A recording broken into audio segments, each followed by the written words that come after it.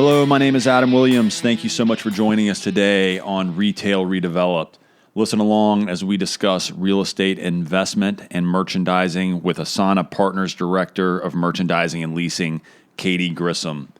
Katie and I have been friends for quite a while now. I have been fascinated to watch Asana's rise. They're based right here in Charlotte, but have an incredible nationwide reach. And they are absolutely on the cutting edge of what is happening in retail today.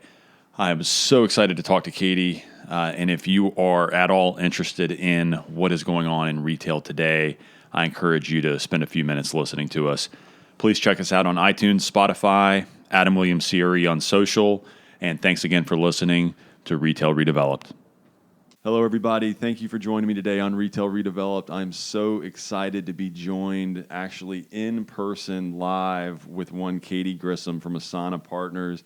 Katie, thank you so much for being with me today. Thank you for having me. Now, please do me a favor. Obviously, we've known each other for a long time, done deals together, but I want you to explain to everyone else kind of who you are, how you got to be sitting in the seat that you're in, a little bit about what you guys do at Asana. Just let everybody know kind of why the heck they should listen to you. Absolutely. So I lead retail strategy at Asana Partners, so that really includes merchandising, leasing, and then retail research.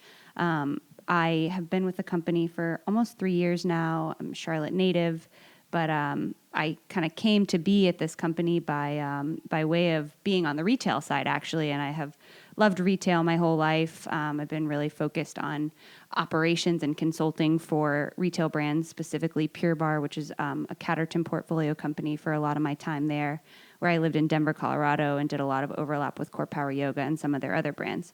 And so after 4 years there, I said, I'd really like to get back to Charlotte. Knew a couple guys at Asana Partners, and they were just getting their first fund off the ground. And so it made a lot of sense based on the demographic of the people that attend Pure Barre classes that Asana Partners retail strategy really aligned with that. And so it was a really natural transition into understanding co-tenancy and what brands like to be next to each other. And by nature of being at a retailer, we talked to a lot of other retailers. And so I had a lot of retail relationships. So it just worked out really well. But at Asana Partners, we're a retail-focused real estate investment firm.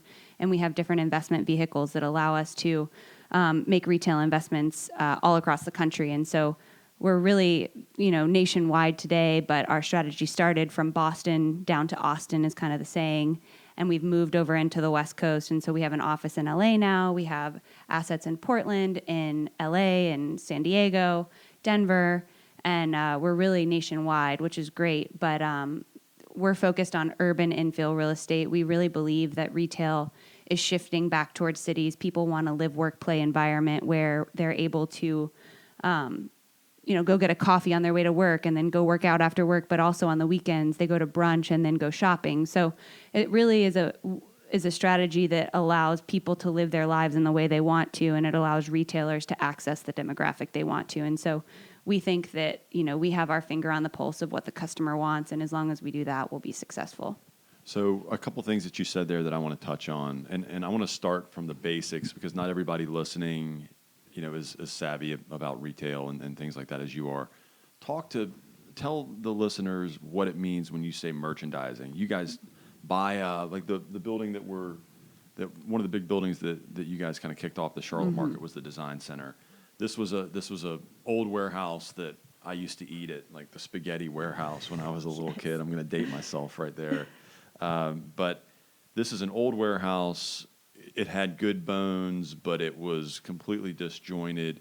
Like, tell people what it means when you say merchandise and walk somebody through kind of your process when you merchandise just an old warehouse that 1,000 other investors have driven by and not been able to figure out. Great question. So merchandising in real estate is a little bit similar to the way you think about merchandising in a retail store, in that you want all of the product to go together. And so when we purchased the Design Center, there was one restaurant in the entire project, and the rest was office, storage space, vacant, whatever it was. And so what we did was we sat down with our design team and development team, and we put together a plan for each individual space, what we wanted it to look like, how we wanted the project to move. And then we did a lot of research in the neighborhood. And so from a merchandising perspective, what that really just means is that every space has a specific use that it should have, and that is the end all be all. And so we always knew that the corner where Hawkers is today was going to be a restaurant with a 1,500 square foot patio. We always knew that. We always knew that Super Rico was going to be in a restaurant space, and we knew that it was going to be that space. And so depending on whether it's physical constraints of the building or the way people are moving or where the most visibility is, you start to layer in factors like, where can I get the most rent? Which use is going to pay the most rent? But then also, what are people going to do when they come here? And how are we going to get them to come back? And it's really important, especially for developers or investors who own projects that are not grocery anchored, because the grocery store has always been historically the place that you're going multiple times a week. And so it's creating this daily needs effect. And the design center doesn't have that. The South End, where the design center is located, really didn't have that. And so having that in mind, we have to say all the time, what is going to make this an 18-hour place? Can you come here in the morning? What are you going to do? Can you come here in the afternoon? What are you going to do? Can you come here in the evening, on the weekends, et cetera? And so in thinking through all of that, we start to build this merchandising story. And so before we ever buy a property, every space has a target list of tenants that have a home. And so that's how we start making phone calls. The other thing that I wanted to go back to is the live, work, play environment that you mentioned. I spend a lot of time talking to really smart people about retail, both for this little podcast experiment and for obviously my normal 9 to 5 that puts food on the table. There has been such an interesting transition from your power center shopping mall, suburban, where can we get 20 acres, 50 acres, and get our old guard merchandising, right? Your grocery store, your Old Navy, your fill in the blank, old, like who can take 30,000 feet, who can take 50,000 feet. I'm not saying that model is dead. There are still people that are making a lot of money trying to figure that model out. There are still suburban areas that are sprawling and growing. Yep. But that's not you guys' passion. And I do a lot of stuff in the suburbs, but I'm an urban animal, and I can ride my bike or I can walk to my grocery store or my brewery and all my daily essential needs. Talk to me about that shift, because you guys are on the cutting edge of that. You guys are what I would consider. There's two types of real estate that I look at in the market. It's the mall real estate, and then it's what we jokingly refer to as the Warby Parker real estate, right? Like that urban kind of hip. I don't want to say hipster because that's just a generalization, but the hip area where the kids want to be, right? Where the millennials want to be. Talk to me about that shift, because you're seeing it every day. We are, and it's a really interesting time in retail. Even taking it one step further, brands are unsure of what's happening in the market. They're trying to figure out online sales, and they're trying to figure out how to be digital but also physical. And so we're seeing this evolution of the omni-channel, which is so overused, but I have to address it.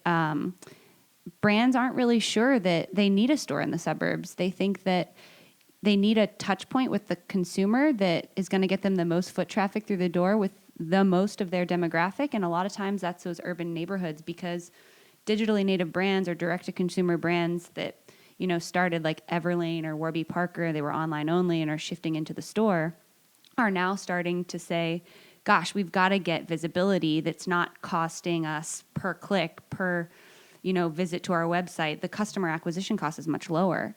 And so they have a lot more discovery. But once you have that touch point in a store, in South End, in Deep Ellum, in, on Newbury Street in Boston, whatever it is, then you can go order it online. And so brands are still trying to figure it out. And we're seeing a lot of brands do less stores in a smaller footprint in more urban areas because they want to capitalize on each store a little bit further. And being in urban areas allows them to do that. I think the shift is really around millennial growth, people moving back to cities. And it's not your typical cities. It's Columbus, Ohio. It's Minneapolis. It's these livable places where you have indoor, outdoor connectivity, maybe a belt line or a rail trail like we have in Charlotte, that connects people. And this is my personal opinion, but I think people are so connected to the digital world today that they're starved for something authentic. And a lot of the neighborhoods that these brands are orienting themselves in is historic. It's got a story, it's got a message, it's got something that makes you feel emotion, and brands need that to survive today. So about the neighborhoods, because we both tend to be drawn to similar neighborhoods. Like when we talk about it, it's that authenticity is a great way to put it. You know, we could label it a bunch of different ways, but I'm curious about these neighborhoods because you're seeing more of them than I do. Like I'm a southeastern guy. You're now, you know, bi-coastal, whatever you want to call it. You're all over the place. These neighborhoods that speak to you the same way they speak to me, this isn't going to be an exact science kind of answer, but what percentage are just, it's a neighborhood with good bones that for some reason somebody put a cool banh mi shop in and it spurred the next guy, and it spurred the vegan restaurant, it spurred the coffee shop, and what percentage is more like South End, where we're sitting right now, South End in Charlotte, right outside of Uptown, for those of you guys that don't know it, where it did have some good bones, but it also had a $1 billion public infrastructure injection in the form of the light rail. I know Denver has had a lot of booming success around their light rail. Are you seeing? Is there a formula to it that you're seeing? Are these neighborhoods just? It's hard to put your finger on why they're cool now. I mean, what are you seeing? It's a great question. I think that it's a toss-up. I think some of the thing that all these neighborhoods have in common, in my opinion, is that retail lags the customer. You know, we're signing 10-year leases, and so it takes a really long time to convert something that, you know, used to be cool to what the customer that lives in the neighborhood wants today. And so there's always a lag, and that's really beneficial, I think, to a lot of investors because you have some level of certainty that the customer that's going to be spending money is already there. I would say that that's the majority of the properties that we own in the neighborhoods we work in, where there are people there already and there's nothing to serve them. On the other hand, there are neighborhoods like Old Town Alexandria. It's a 300-year-old shopping street.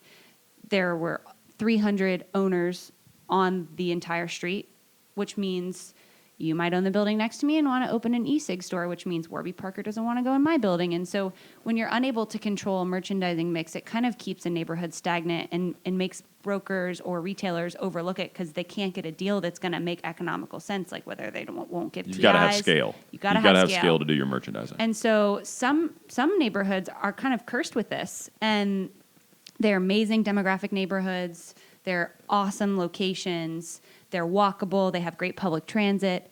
But for whatever reason, they've been left behind. And so it has taken a lot longer than we expected to really ramp them up.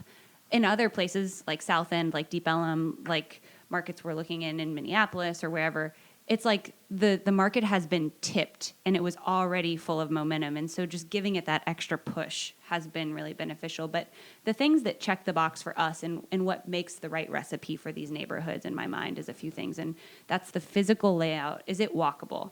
Whether it's a finite street, it has two ends, like Camden Road here in the South End. It has an end and a beginning, and that makes it very walkable. It makes it finite so that it's not sprawling. Feels close enough that you can walk from end to end. You could say the same of Newbury Street or, neighborhoods in New York where there's a grid layout, things that make it easy to navigate. And then the other, more obvious things are demographics. Is it a growing population? Is it a millennial demographic? Is it the customer of these digitally native brands where we have relationships? Because that's a big part of it. And then the rest of it is public transit. It's average household income. It's, authenticity of the building and the story behind the neighborhood. And is it safe and all of those things. So when you talk about these neighborhoods, are you guys as worried about your timing in the cycle of these neighborhoods, or is it just opportunistic? When something happens, you guys have to jump on it, whether you're a year too soon or 10 months too late? Is it already super hot? I mean, do you guys stress out about where you are? Do you want to be right before the wave starts? Do you want to be right in the crest? Or where do you guys like to be, or is it just the opportunity? I think a lot of it is the opportunity. We obviously have a duty to our investors to hit our kind of targeted returns, but in general, I would say that we like to be on the cutting edge that said, you know, some neighborhoods are more risky than others because they're not as far along. And so having a balance of a really stabilized neighborhood or something that we've maybe missed a little bit allows us to take a little bit of a lower return because we're mitigating the risk. And so we have a really good balance of super emerging neighborhoods and then more established neighborhoods, and it kind of shakes out in a balanced risk profile. So I think it really depends, but having both ends of the spectrum has been really important to us. And the risk profile is something that I find myself talking about literally every day. And I'm stealing this from a guy named Evan from Design Within Reach, who we could talk about all day. But he always has this saying, do you want to be rich or do you want to be cool? Yeah. And that was the issue that we went through with Design Within Reach in South End. Obviously, South Park is where their customer is. South End is where people want to be. Like, how do you reconcile? Like, will the rich people want to come where the cool kids are, Yeah. right? And that also is very, very true on merchandising mixes that I've seen. Now, obviously, you guys have a pretty long horizon that you're able to look at, and your investors are very comfortable because you guys are so proven. But we have to balance that merchandising mix with, you want to do the cool ice cream shop that doesn't have two nickels to rub together, and you have to balance it with the medical use that has publicly traded. Yeah, you got to do a freaking bank. Exactly. Talk to me about how you guys look at that risk profile. Is it still something that you guys are stressed about, or are your investors so comfortable and confident in what you guys do that you're able to just say, guys, trust us, we got this? It's a great question. I think credit is losing a little bit of credibility these days, not to make a joke, but that was a good pun. I like that. Thank you. I think there's risk to credit tenants today. You see a lot of big names filing bankruptcy or closing stores or going dark and just continuing to pay rent. And for us in a neighborhood that we're trying to make vibrant, that's scary. And so we really try to have a strategy of a third, if you will, with local tenants, regional tenants, and then national tenants. And every neighborhood is different. Like Plaza Midwood, we probably won't have that many national tenants because the neighborhood wouldn't accept them. But we do extreme vetting. I live there, man. You'll get burned at the stake. Yeah. Save us. So I think credit has its own risk, but my background being, I led operations at Pure Bar. I reviewed P&Ls every day, and part of our job here before we sign a lease is extreme vetting, for lack of a better term, of a business plan, of P&Ls, pro formas, whatever we can get our hands on to make sure that we feel comfortable. And then, the great thing about our strategy is like our average rent across the portfolio is in the 30s. And so it's very, quote unquote, affordable. You don't have to, it's not like New York where you have to make $8 million a year in sales to afford a healthy, sales ratio with your rent. Like it's pretty feasible in some of these neighborhoods, and most of our neighborhoods, to be successful as a local. But then every once in a while, a bank comes along and they're like, hey, we'll offer you 40% higher than what you're asking. And, depending on what's around, we'll do an analysis of like, gosh, if we put a bank in here that's going to be super boring, no offense to banks, what's that going to do to the rest of the building that we have to lease? And so we'll do an analysis that says, all right, that means we're going to get 10% less on all these spaces. What if we were going to do a sweet green here or something really cool and exciting that brings people all day long, a Bluestone Lane, a La Colombe, whatever it is, it feels like a community hub, then maybe we would get 10% higher rents. And so depending on what's next door to the space, whether we can merchandise off this lease or not, it weighs into the decision of will we do this bank or not, because it has ramifications, either positive or negative, depending. And so you'll see in South End, we signed a really big bank deal because there was nothing to lease beside it. There are very low opportunity costs. And so it was just something you have to do. And they pay. All right. Yeah, so shout out to all the banks. Yeah, shout out. We love you, banks. We love you, banks. So let's shift back to something that you mentioned a minute ago that I wanted to ask you about. Yes, this wouldn't be a retail podcast if I didn't say the word like retail apocalypse, right? Like yes, you have to. I have to say it, or I get in trouble. There's so much talk about that, and we talked about the suburban versus urban thing. We talked about a lot of the brands that are having those issues, and then we've also talked a lot about digitally native brands. Now, digitally native brands, non-Amazon, right? We'll leave Amazon totally out of it. But do digitally native brands scare you or excite you because of the notion that if they're digitally native, they don't need a brick and mortar store, and it's keeping more people in that like couch bubble where they don't ever have to interact with another human? Do you get excited about the digitally native brands because they should be the next wave of brick and mortar? Or do you say, man, like they're a threat? How do you look at these guys? It's such a good question. I love this topic. So before I get started, there's a book on this that you have to read. And it's by Barbara Kahn. She's the leading professor of retail and marketing at Wharton. She taught like Neil Blumenthal from Warby Parker, a whole slew of like these amazing retailers that have really come up in the last 10 years. And so getting back to your question, I think that the retail apocalypse, it's a very bifurcated situation right now, retail. And I think it's going to become even more so.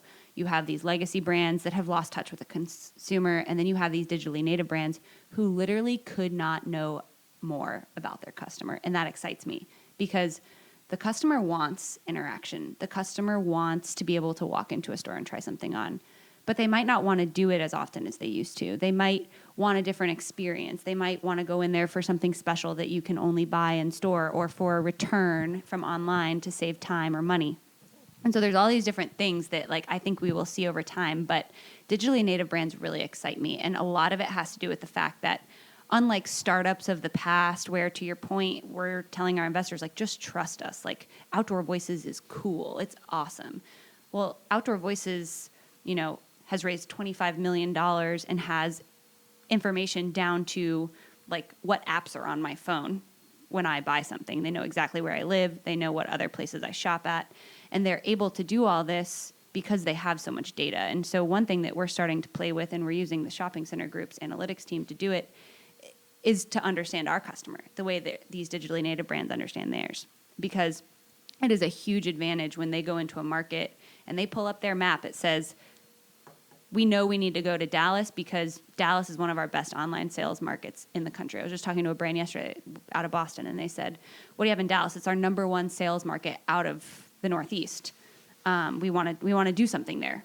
I would say that the threat is that more and more we're seeing, and you'll laugh at this because you get it, but like brands want to do 3-year deals or 5-year deals or pop-ups and then see how it goes, because they literally have no idea how to interact in the physical world, but they are understanding that most of their profits are coming from the physical world. And I won't say the name, but I was eating dinner with a group from a brand last night, and they said that 95% of their profits come from the store, but only like 30% of their sales or something. Like, that is amazing to me. And it's hard and it's expensive to sign leases and pay rent and staff a team and have inventory, but it is more expensive to pay for free shipping, free returns, 2 ways. 40% of things that are bought online are returned. And everyone that comes to your website has been paid to come there through advertising. No one just stumbles upon a website. And so, on one hand, digitally native brands are awesome because it's so much less, capital intensive to start an online brand. Brands can start to learn about their customer, and then they will ultimately go into brick and mortar. I just don't think that that's ever going to change. It's going to look different. It's going to, maybe they'll be smaller, there'll be less stores, they'll be more, strategically oriented or whatever it is, but I don't think they will ever go away. To your point, I did a podcast with a digitally native guy a couple weeks ago. They spend $350,000 a day. Oh my God! On their advertising. I mean, and they have think about it. That's a year in a brick and mortar lease. Yeah. For a nice lease. And that's a day. Yeah, that's a day. Now it's a product category that, to your point, nobody is going to a website on accident. I mean, they are. He sells home goods stuff, and he sells mattresses and things like that. It's called Nectar Sleep. Really, really cool brand. They're crushing. And he was saying it's like going online looking for kidney operation. Like you're not just Right. joking around, No. looking around for a kidney operation, right? Like you're doing that for, he says it's the Exactly. exact same thing for shopping for a mattress. It's not like shopping for a new suit or a cool pair of shoes Right. or a car where you just want to like look around and check it out. Like Right. if you're Googling new mattresses, it means you're in the getting a market. mattress. So, Yeah. Well, so talk to me about what digitally native brands have you excited. You can't use Warby. You can't use I one know. that you can't use My staple. Your staple. Yeah. Like talk to me about somebody that maybe hasn't quite blown up yet, Yeah. or somebody that doesn't even have a brick and mortar presence, but you're like, man, these guys are doing something interesting that you should pay attention absolutely. So I think one category that has been very interesting to me has been like this men's performance shirtwear. It's Dude, cotton is dead, man. Cotton Give me is some. dead. I'm wearing a cotton shirt right now, and I've got an outdoor thing later. And I'm going to be sweating my ass off. Yes. Like, give me freaking performance right. Oxfords, please. So like, you have Mizzen and Main, and you have all these like partially custom brands for men, which is great. Like I think the male customer is shopping now, and I don't think that in the past they were ever paid attention to. Workwear is changing. You don't just need a suit and tie every day. You can be a little bit more flexible in most industries, really. And so there's one brand out of Boston. It's called State and Liberty, and it's men's really like performance. I don't know what you would call it, performance fabric shirts. They'll probably expand into other items as they scale, but they're doing pop-ups. They have a pop-up in Philadelphia right now. I believe they have one coming in Chicago, and they have a store on Newberry Street. But they are just in their infancy, and they want to go into these new neighborhoods where they have high online sales and see if there's a halo effect. And by halo effect, for those of you that don't know, it's this idea that when you open a store in a market, your online sales grow because people are now more aware of your brand. And so they've come in, they've tried on a shirt. Now you know that you're a size medium, and you can go and buy every color and every style that you want in a size medium because you know how it fits you. So I love State and Liberty. I love Lively, which is like a women's like undergarment company. They're also expanding and doing pop-ups. I think not to name like some big ones, but what Walmart is doing is really interesting. No doubt. Make fun of Walmart all you want, but they are not going to go without a fight. Yeah. And so they're even starting Target too. Yeah, starting a couple of their own digitally native brands, like Allswell, their mattress and home company, was like born at Walmart. It wasn't bought or acquired. Bonobos and ModCloth are a little bit different, but Walmart's also starting like a plus-sized women's clothing brand that's really cool. And it's just interesting to see all these people that want to play in this world. And I think for a lot of these more legacy brands, it's needed. They've got to get with the times as it relates to connecting with the consumer. And that is what a lot of these brands do well. And like they know exactly who their customer is. The last one I think that is really interesting to me right now is Huff. It's what I would call maybe Supreme's biggest competitor, though it's a little bit different. It's a lower price point. It's not everything's luxury. lower price point than Supreme. So Huff is a skateboarding company started by a professional skateboarder, and they have a couple stores, one in Soho and then one in San Francisco today, but they're owned by a public Japanese company. And skateboarding is going to become an Olympic sport in 2024 or 2020, whenever the next Olympics is. That's embarrassing. But they are really cool, and they're just now trying to figure out, like, how do we scale? How do we capture that skateboarding is going to be an Olympic sport? It's becoming more and more part of culture, and streetwear is becoming more of a thing. And so I think that's a really interesting brand, and they have some really great people behind them. And that's what I think, like, investors, like, if there are any listening, is what I would say, like, as a takeaway. A lot of these brands that feel like startups are very well capitalized with extremely senior people running them. Like the CEO of Huff was at Volcom for 20 years and ran their international global business. And so there are people who are doing a really, really good job at some of these smaller brands. Like Serena and Lily, for example, is expanding, and they have quite a few stores now, but it has not been long since they like really started to scale.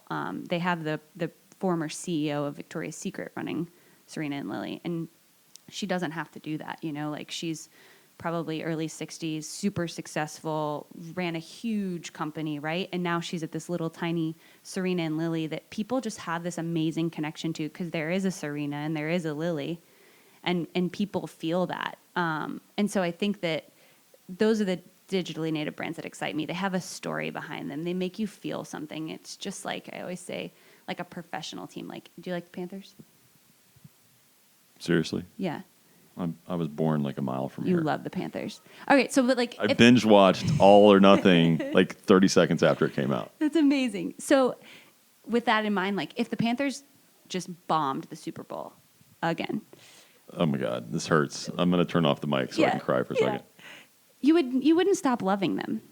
And they're a brand, and they are a franchise that you love no matter what they do, and they've created that inside of you. And that's, I think, what a good brand does. And like Jenny's Ice Creams is the same way. Like you love Jenny, you would never leave her even if she gave you listeria. Like you just wouldn't.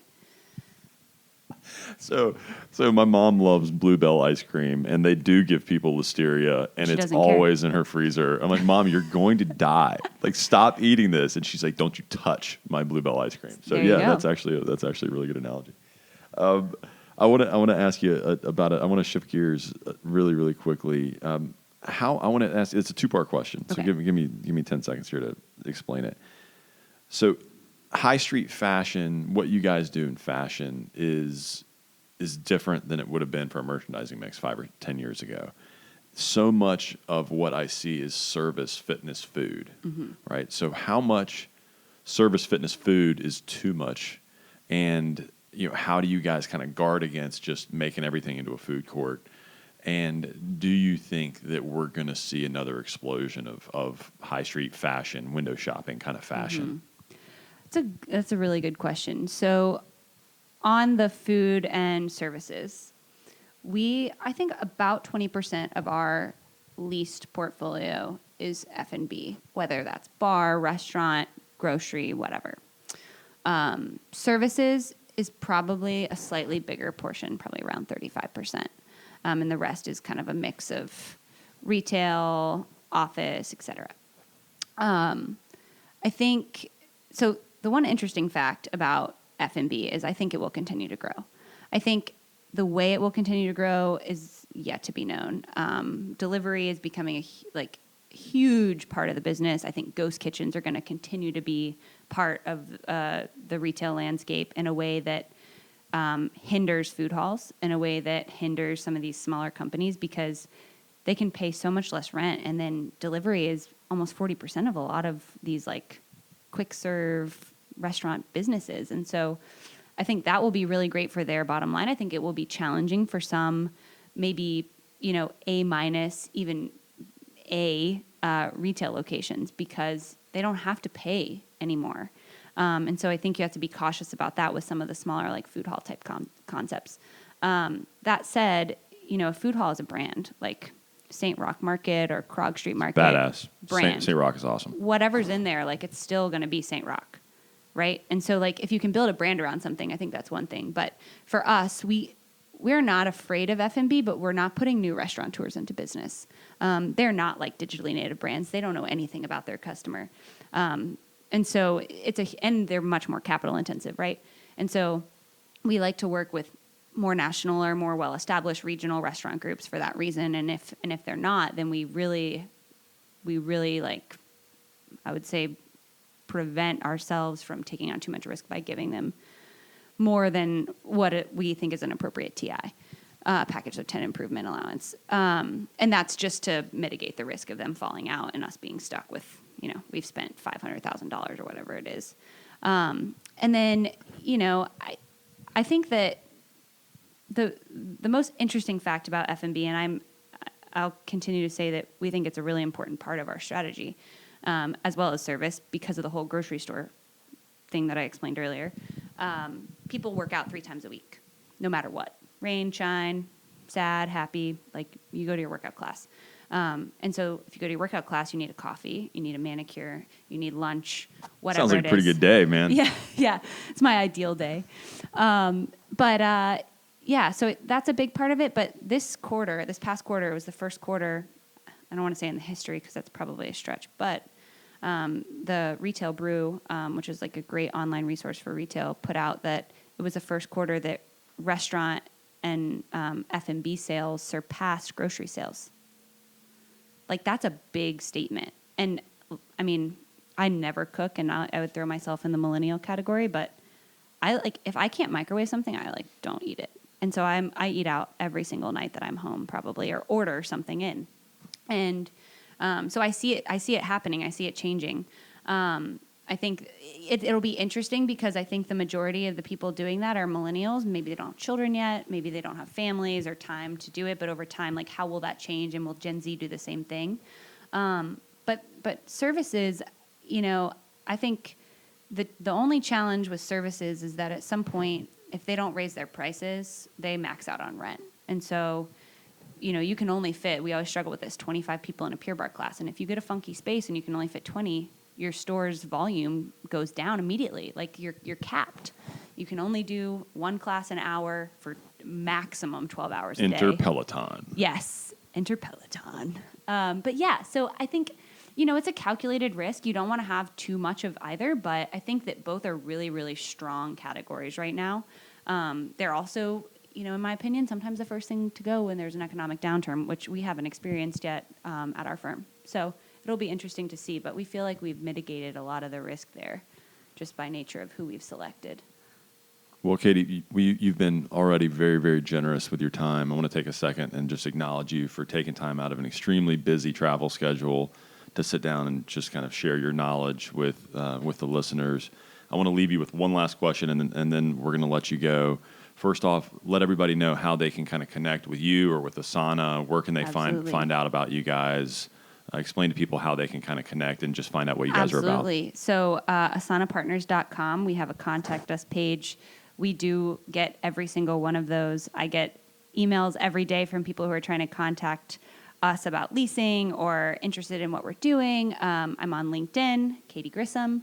And then my email, I'm not sure if you can share it in the podcast at all. It's up to you. But it's careful. People might blow you up.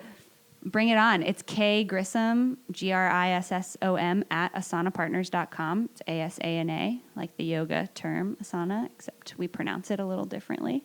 So that's me. And thank you so much for having me. This was awesome. Oh, this is so much fun. All right, last question, and then we're going to go. You had a pretty fast rise at Asana, and now you have a ton of responsibility.